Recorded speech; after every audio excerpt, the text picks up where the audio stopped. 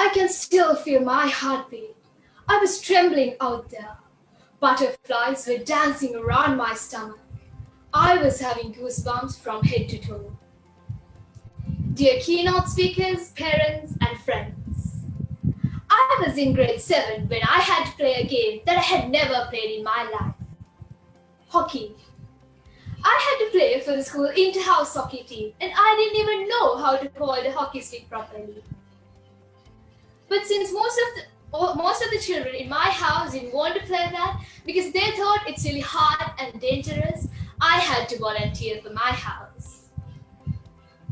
Those days, I also believed that this won't be an easy game, and I had to practice for months since I knew nothing about this game.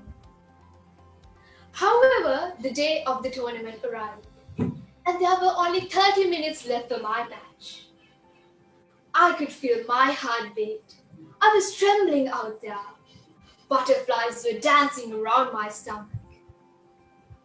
I turned to my source of strength who had been standing next to me all the while, my father.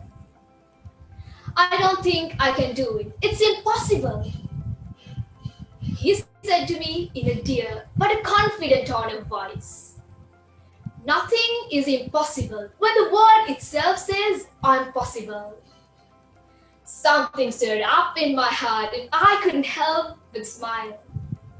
I ran to the playground, I played hard, and with all our hard work and dedications, we finally made it possible. We were able to place first and raise our house flag high. That day, I realized one thing.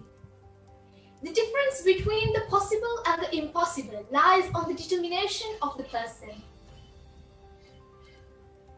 A couple of years later, they announced the annual school group relay at the assembly. It was one of the biggest events where a group has to represent the house. Even though I always wanted to be a member of that team, I never even tried to think about it because I knew I would never be able to make it. So as usual, I participated for the drill display. But in grade 9, they had a new rule.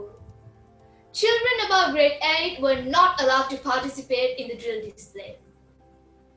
There goes my only opportunity of participating at the sports meet, I thought. But then, since most of my friends decided to go for the selections of the group relay, I decided to go too. Although I knew it's going to be impossible. I ran with everyone else and finally they started the selections by announcing the timings. I was sitting among my friends when I heard the coach say, Pavani Sammadha Peruga, 10.5 seconds, you are selected. Before I could even digest the reality, he turned to the team and said, Pavani has got the best timings. The girl who never ever imagined that she could run for her house ended up having the best timings and was selected as the first runner to start the relay. Proving that nothing is impossible when the word itself says, I'm possible. Sometimes in life, when we are no longer able to change a situation, we are challenged to change the way we think about the situation.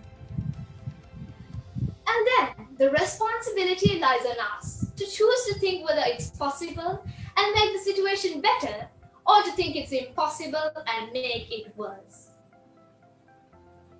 Just before I came here to deliver this speech, I could feel my heartbeat.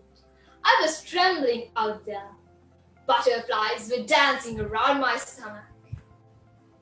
But I kept on repeating one thing. My dad's words.